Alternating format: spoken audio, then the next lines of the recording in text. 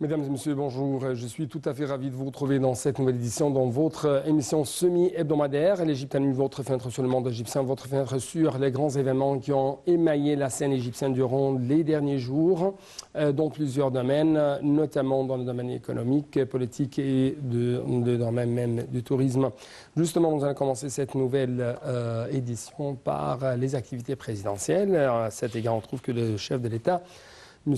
Abdel Fattah al-Sisi, a reçu hier des présidents et des représentants du Conseil d'État des cours administratives suprêmes d'Afrique, bien sûr, en visitant l'Égypte pour participer à la création de la Fédération des conseils d'État des cours suprêmes africaines, coïncidant avec le jubilé de diamant du Conseil d'État pour célébrer le 75e anniversaire de sa création, avec la participation du conseiller Omar Marwan, ministre de la Justice, et le conseiller Mohamed Houssam Ad-Din, chef du Conseil d'État. Les explications avec Sarah Marabi.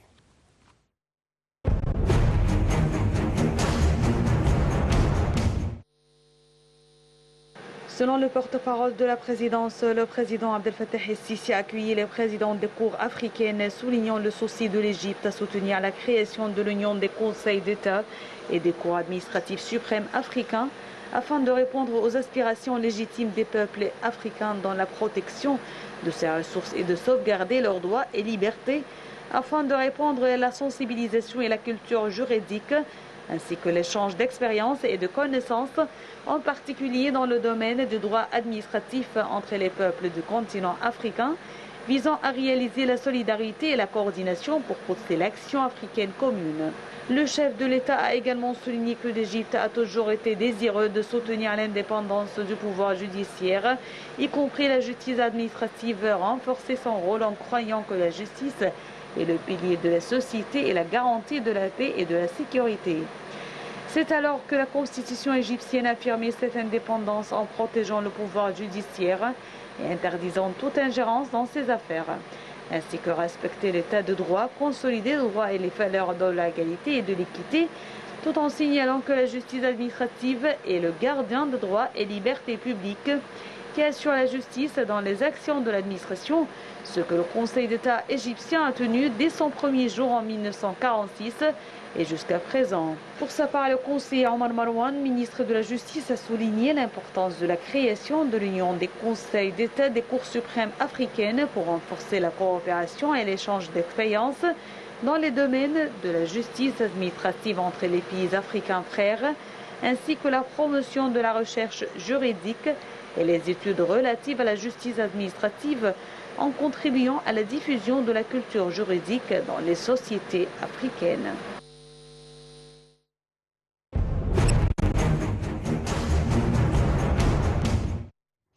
Monsieur le Président Abdel Fattah al-Sisi a examiné également le projet Les exportations agricoles. Donc, c'est le grand titre, les explications tout de suite. Le Président Sisi a tenu à cet égard lundi dernier une réunion avec le Premier ministre Dr Moustapha Madbouli, le ministre de l'Agriculture Saad El-Khossel, la ministre du Commerce et de l'Industrie Dr Nevin Gema. La réunion portait sur le suivi du système des exportations de produits agricoles égyptiens. Au cours de la réunion, le président donnait ses directives de poursuivre les efforts, les plans de secteur d'action commune au sein de l'État dans le domaine de la production agricole. L'objectif est d'atteindre une efficacité productive et économique maximale de ressources de l'État disponibles dans ce secteur et d'améliorer la sécurité alimentaire des cultures stratégiques, soutenir même la compétitivité des produits agricoles égyptiens au niveau national et international, relier la production agricole aux industries concernées et fournir plus d'emplois directs et indirects dans de nombreuses disciplines. La réunion s'est penchée également sur les exportations agricoles égyptiennes qui comprennent 350 produits agricoles diversifiés exportés vers plus de 150 pays à travers le monde, principalement des pays arabes et européens. Les exportations égyptiennes ont enregistré une hausse sans précédent en 2021 d'environ 5,6 millions de tonnes d'une valeur d'environ 3 milliards de dollars, faisant ainsi de l'Égypte le premier exportateur mondial d'agrumes, en plus d'autres exportations de produits agricoles manufacturés et emballés.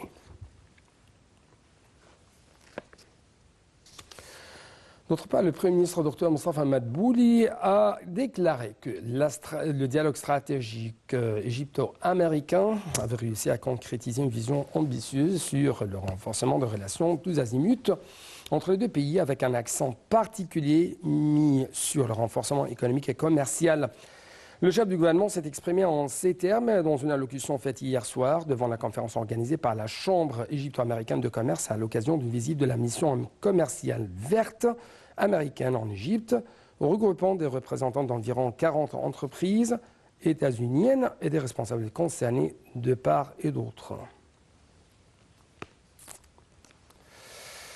Nous restons toujours avec le Premier ministre Dr Moustafa Madbouli qui a assisté à la signature d'un mémorandum d'entente portant sur la fabrication des alternatives au plastique d'un montant de 50 millions de dollars. L'accord a été conclu dimanche dernier entre le ministère de l'Environnement, le groupe international des services pétroliers industriels, INCOM, et l'entreprise mondiale Okeanos sur l'élaboration du cadre général régularisant la coopération dans la réalisation du projet Made from Stone. Le projet précité sera fondé en Égypte par Okeanos pour fabriquer les alternatives au plastique via une technologie basée sur la pierre calcaire et capable d'aller au-delà du plastique à usage unique et de diminuer les émissions. La ministre de l'Environnement, Dr Yasmine Fouad, a indiqué que l'accord avait été signé afin de frayer la voie au secteur privé et de parachever la stratégie nationale sur le changement climatique et d'offrir de nouvelles perspectives d'investissement dans le domaine des déchets et alternatives au plastique dans le cadre de l'accueil par l'Égypte de la COP 27.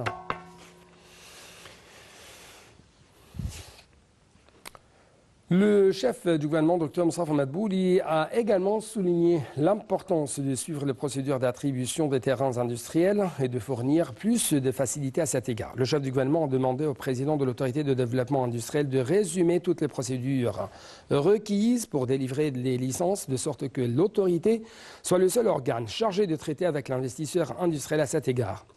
Ces propos ont été tenus lors de la réunion présidée par le Premier ministre pour suivre les étapes pour approuver les exonérations fiscales et accorder plus d'avantages aux projets industriels. Au cours de la réunion, M. Madbouli a souligné l'importance d'une unité qui a été formée au sein du Conseil des ministres pour résoudre les problèmes auxquels peuvent être confrontés les investisseurs.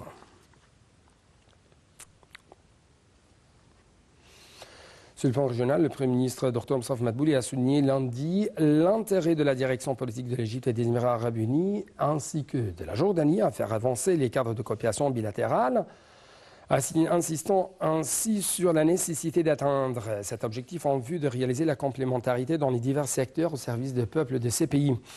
M. Madbouli a tenu ses propos lors de sa rencontre lundi avec, entre autres, la ministre du Commerce et de l'Industrie, Nevin Gamer, le directeur exécutif du Centre de modernisation industrielle, Mohamed Adekerim, pour examiner les opportunités de coopération commune entre l'Égypte, les Émirats arabes unis et le royaume hachimite de Jordanie dans le secteur d'industrie.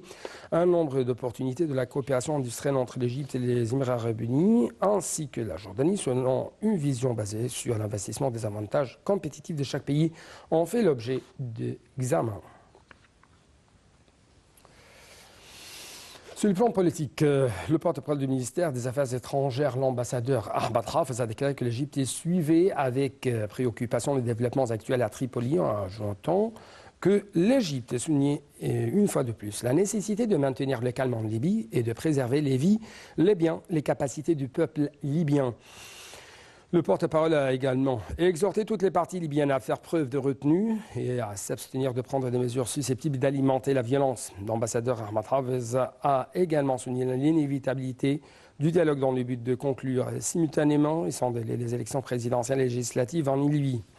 Dans ce contexte, il a souligné l'importance du dialogue sur la voie constitutionnelle qui se déroule actuellement au Caire d'une manière qui réalise les aspirations, les espoirs du peuple libyen frère d'avancer vers l'avenir à un rythme soutenu.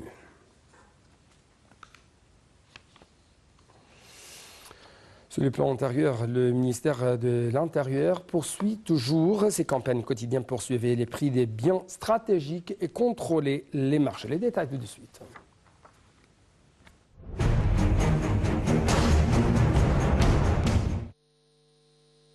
Les forces du ministère de l'Intérieur ont réussi à saisir les éléments suivants. 374 affaires de provisionnement avec des saisies s'élevant à environ 61 tonnes de denrées alimentaires et non alimentaires en 24 heures. Près de 25 tonnes dans les zones de retenue des produits stratégiques et des produits subventionnés. 15 tonnes de ciment dans les zones de blocage est revendu à des prix supérieurs au prix officiel des matériaux de construction. Environ 21 tonnes de produits pour ne pas avoir annoncé les prix avec l'intention de les vendre plus cher que le prix officiel des denrées alimentaires. 462 caisses, dont 80 caisses de pain d'un poids insuffisant et 96 caisses de pain non conformes au cahier des charges en matière de caisses de boulangerie et plus de 297,5 tonnes de blé local dans le domaine de la détection des infractions de falsification du système d'approvisionnement et de commercialisation du blé local.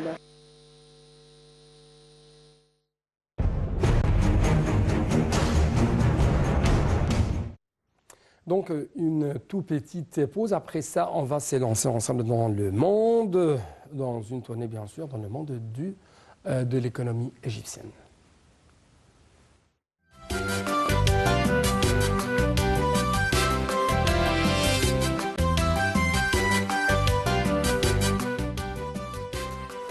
À la une donc, de cette tournée dans le monde de l'économie égyptienne, c'est le ministre égyptien des Finances, Dr Mohamed Moaid, qui a affirmé que le gouvernement égyptien avait œuvré dès le premier jour de sa formation à créer une économie solide capable de relever les défis et les crises graves résultant des chocs mondiaux.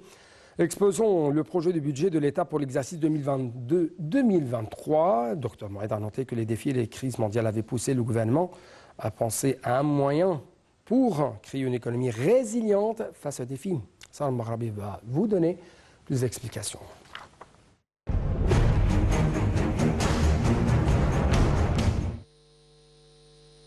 Exposant le projet de budget de l'État pour l'exercice 2022-2023 devant la séance plénière de la Chambre des députés sous la conduite de son président Hanaf El-Ghibeli, Dr Moaid a noté que les défis et les crises mondiales avaient poussé le gouvernement à penser à un moyen pour créer une économie résiliente face aux défis. Le budget de l'exercice 2022-2023 a été élaboré dans des circonstances très difficiles et exceptionnelles, a mentionné Dr Moaid, soulignant les répercussions du coronavirus dont souffre le monde depuis 2020. L'économie égyptienne a pu faire face à cette pandémie, a fait savoir le ministre des Finances, signalant qu'elle affronte toujours ses répercussions et a réalisé une croissance sans précédent durant cette période au moment où les économies mondiales souffrent de la récession. La réforme économique entreprise par l'État égyptien a contribué à atteindre cette croissance en dépit des défis, a-t-il mentionné. Le ministre des Finances a par ailleurs indiqué qu'en application des directives présidentielles, les montants alloués à la protection sociale avaient augmenté à 356 milliards de livres égyptiennes dans le projet de nouveau budget général, de manière à soutenir les secteurs et les groupes les plus touchés par les répercussions de la crise économique mondiale actuelle et à réduire les effets négatifs de la vague inflationniste sans précédent suite à la pandémie de Covid-19 et à la crise ukrainienne.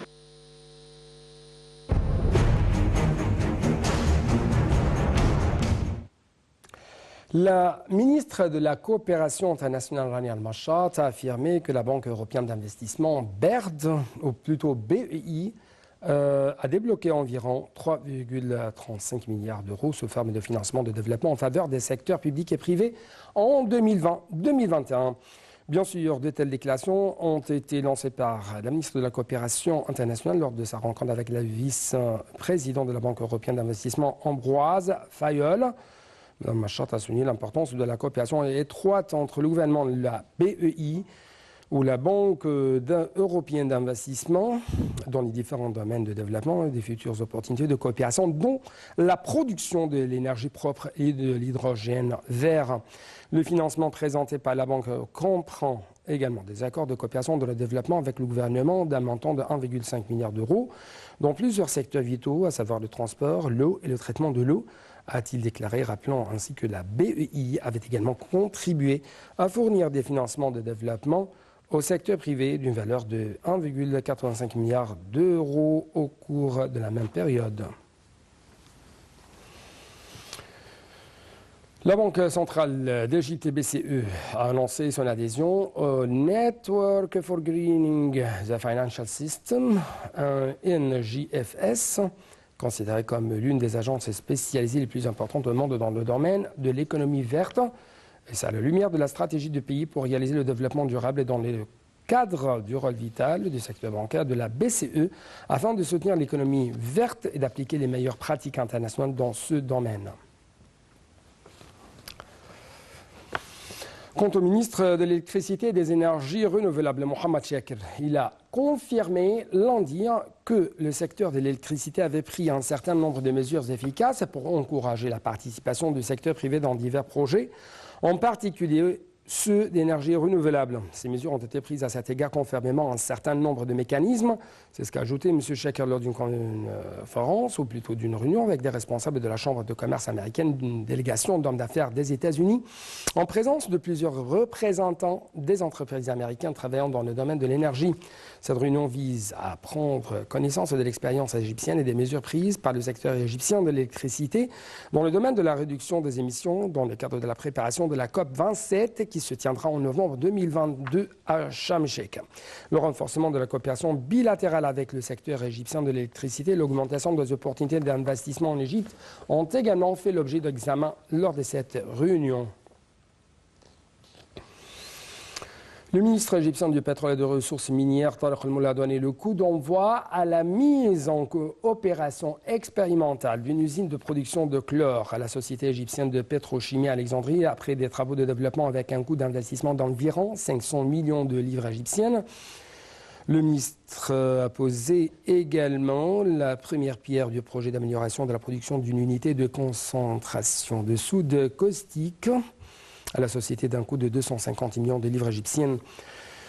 M. El-Molla a également assisté à la signature d'un contrat entre la société égyptienne de pétrochimie et Petrojet pour la conception et la mise en opération de la nouvelle unité indiquée. Donc, le communiqué ajoutant que le ministre a de même donné le feu vert à la mise en service expérimentale d'une unité de craquage thermique d'une usine de production de chlorure de vinyle monomère.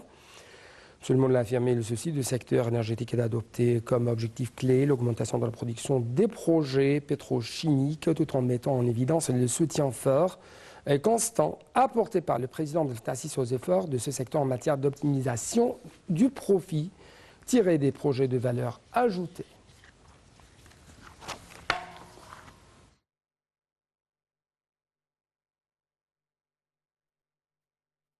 Donc, encore une fois, un tout petit ou une toute petite pause. Après ça, on va être ensemble dans le monde du tourisme égyptien.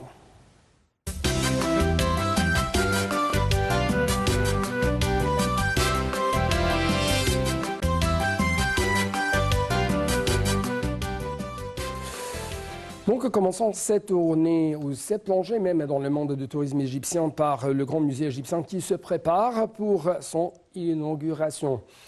En fait, le ministre du Tourisme et des Antiquités, Dr Khaled El-Agnani, s'est entretenu avec le chef du génie militaire, le général Ehab El-Far, pour examiner les travaux en cours au Grand Musée égyptien GME avant son inauguration officielle. L'entretien portait sur l'évolution du projet, l'aménagement de la région avoisinante, les travaux au musée, des barques de Khéops, les préparatifs relatifs aux salles d'exposition ont suivi le transfert des pièces archéologiques vers le musée. La rencontre a également examiné les travaux en cours et ce qui doit être exécuté dans la prochaine période. Le ministre de l'Aviation civile, Mohamed Manar, a inspecté lundi dernier l'aéroport international des Sphinx pour suivre les phases définitives du projet de modernisation de l'aéroport et l'augmentation de sa capacité à 1,2 million de passagers annuellement. M. Manar a d'autre part inspecté la salle des passagers et l'augmentation de sa surface totale pour atteindre 24 000 mètres carrés au milieu de 3 600 mètres carrés afin d'augmenter le nombre de passagers à 900 au lieu de 300 selon les indications faites par le ministère de l'Aviation civile. Le ministre a également suivi la phase définitive des salles d'arrivée et de départ, le bureau des administratifs, les systèmes de caméras de sécurité et des services. Quant au musée de la momification de Luxor, il a fêté il y a quelques jours son jubilé d'argent. À cette occasion, le ministre du Tourisme et des Antiquités a organisé une série d'événements tels que des ateliers, des visites guidées.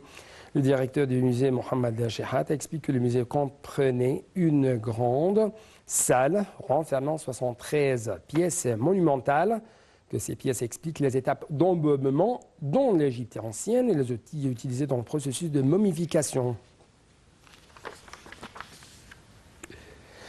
Clôturons donc cette édition par cette importante découverte qui a été annoncée la semaine dernière par le Conseil suprême des Antiquités.